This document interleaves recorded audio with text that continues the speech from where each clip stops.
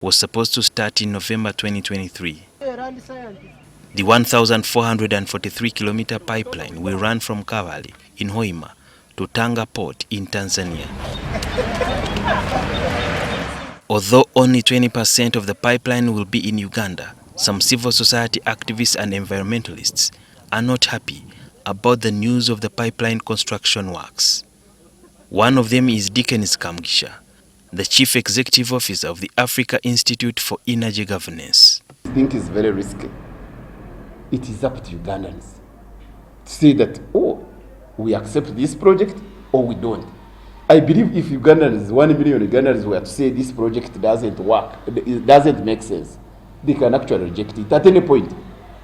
If it proceeds, then we'll also be there to ask, to remind all those who are pushing with the project, say, tell us. And unfortunately, there is no law in Uganda that provides that if government officials proceed with a project that is risky and it affects people negatively, that those individuals should actually pay for the damages that happen. However, Paul Twebaze, a research fellow at the Advocates Coalition for Development and Environment, ACCORD, disagrees. I believe that it is not right for the recoup project not to proceed, because when you look at the investment that the government of Uganda has already done in the sector, we have a feeling that the project should continue. What is important maybe is to be able to follow the mitigation measures to address any likely environmental and social impact that may arise as provided for in the environmental impact assessments.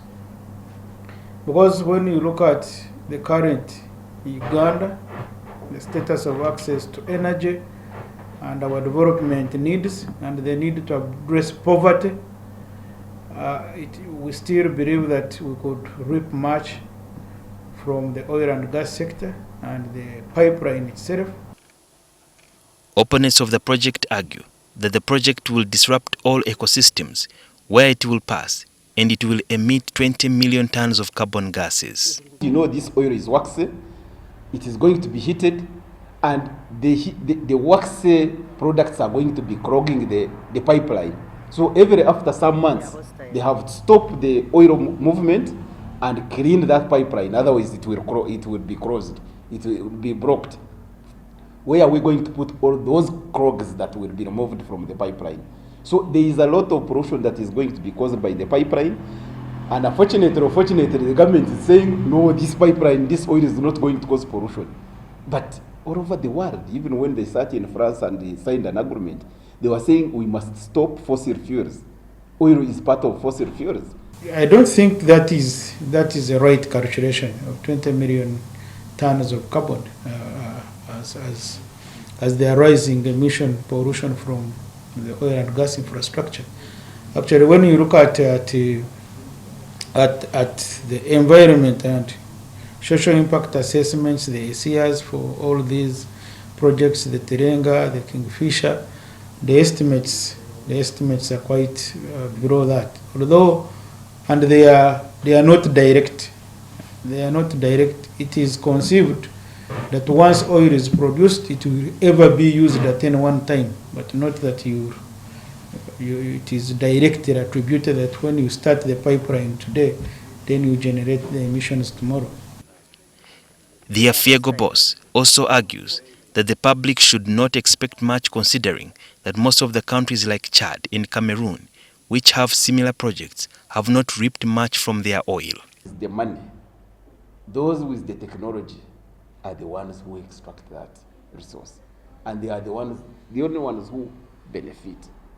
So there is now a shortcut that the government of Uganda can do to actually benefit from this oil. There is no shortcut that the government of Uganda, or there is no way government of Uganda can guarantee that the oil that they are talking about, they will get money for investment on good terms. In terms of tariffs that will be charged, when we look at what will go to the investors, we still could be able to reap over over 40% in terms of profits that could come to the Ugandan economy. But also note that the infrastructure comes along with other benefits. It's not only about money, it is still associated with jobs. In terms of compensation of over 7,000 project-affected persons, which started in 2012, activists claim some of the people have not yet been fully compensated.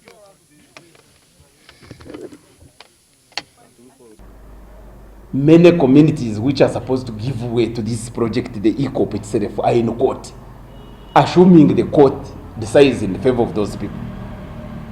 This project would suffer. I know there is a court at the East African Court of Justice challenging the legality of this project. There is a case at in France challenging this project, assuming the courts decide in favor of the people who are challenging this project. I know for sure that today there is no Ugandan you can ask who knows if we need 5.2 billion US dollars for investment in this project. Where is that? When did the government get that money? Where was it borrowed? Under what terms? We realized that actually the pipeline project has done, it's already over 90% in terms of compensating the people. But there are cases where the issues raised were not on the side of the project. Because when we followed up, we realized that those who were raising complaints, the blame is actually on their side, because some of them had falsified information.